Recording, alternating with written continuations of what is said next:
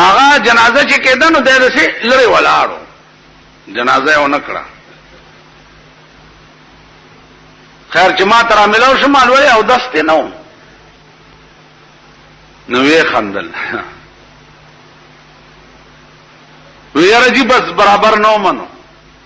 مال یو ټکی درته کومه، زه چې بجلیګر کې وم نو مونږ سره یو سړی و نواب خان نامه یې وه، خدای دې وبخي. هغه یو بل سړي ته آواز وکړو، ماسخوتن ټایم وویل پلانیه راځه مونځ تیار دی. هغه ورته ویل اوزګار نه یم. ورته ویل ښه ده که ته مونځ ته اوزګار نه یې نو د قیامت په ورځې به ستا بخښنې ته هم خدای اوزګار نه.